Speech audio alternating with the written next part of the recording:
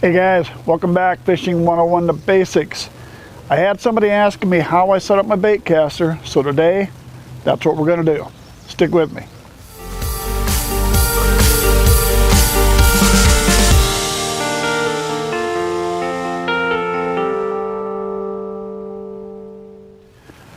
All right, I'm going to be dealing, this is a right-handed reel, so on the left-hand side we're going to pop open the side plate here so we can get inside of it.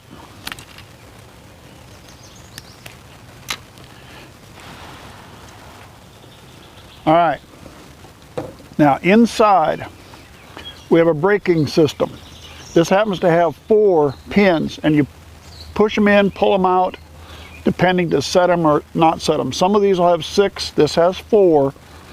In my case, I set half of these for the brake. So I've set 2 out of 4, I do every other one. So on your inside, whether you have 4 brakes or 6, set half of them. All right. Now, let's put the side plate back on.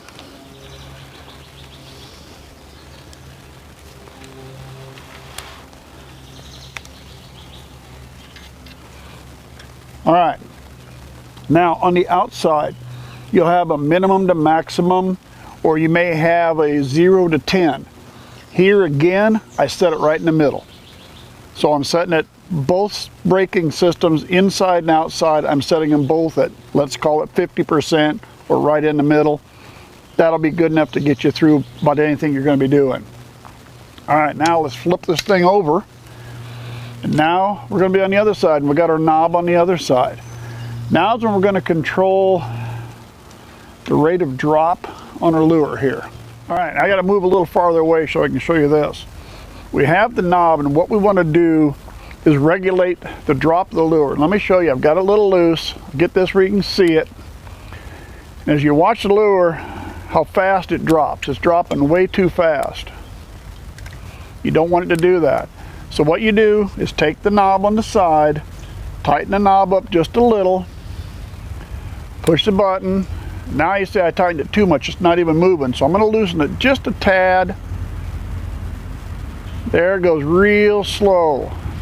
That's what you want. You want to push that. When you let go, you want it to drop real slow. So the knob on the side where your drag is, that is a tension knob to adjust the rate of fall on the lure. And as I said, you want to adjust that. So when you push the button and let it go, you get a real slow drop. That is the 3 adjustments you make. The 2 brakes on this side, I put at 50%. The tension knob on this side, I adjust so when the lure drops, it drops at a very slow rate. Now, all that being said, we're going to go into one thing that I think is very important when you're talking bait casters. All right, we can make all the adjustments in the world to the brakes and have it all set up properly. But if we're not starting out with a good reel to begin with, you got a problem. When we started this series, we talked about just getting any rod, any reel, anything, get yourself out fishing. Now we're looking at upgrading, and we're talking about getting into bait casters. Now we can't go cheap anymore. Now you're going to have to spend a little bit of money.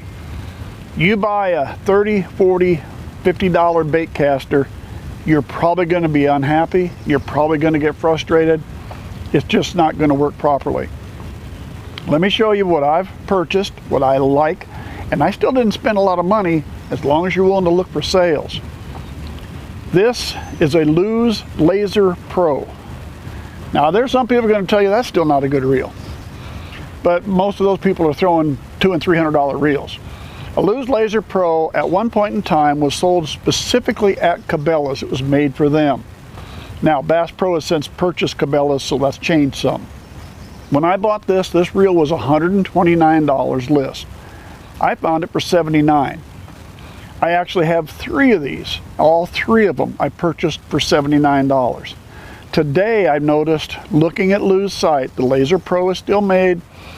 and it now lists as $99 list. So I'm sure you'll be able to get it down there quite a bit cheaper than that if you can find it on sale somewhere. Again, some people tell you that's not the greatest reel. I have 3 of them. I have no problems. I've been using these a lot and have no problems with them. All right, here's another one. This is the Bass Pro Shop Qualifier. They also have the newest one is a Qualifier 2. Again, there's people going to tell you that is not a great reel. Again, I've used these for years. I put a lot of use to them. I like them. They're a good reel. I did not pay $99. I bought my Qualifier on sale for $49. And the Qualifier 2, bought that for $49. So I'm still buying the quality of a $100 reel, but I only spent 50 bucks. Now, this lists for $99. This lists for $99. If you ask me which, I'd take the Lose. I'd take the Lose over this, even though that is a good reel. I think the Lose is a little better. Now the last reel I use is a Lose Mock Crush. This is like about $159, though I didn't spend $159. But at $159, you can tell it is better than this one. It's a nice reel. This reel has one problem that I do not like. It has round handles. I don't like round handles. I like the flat handles you have on these. So that's my only gripe about that.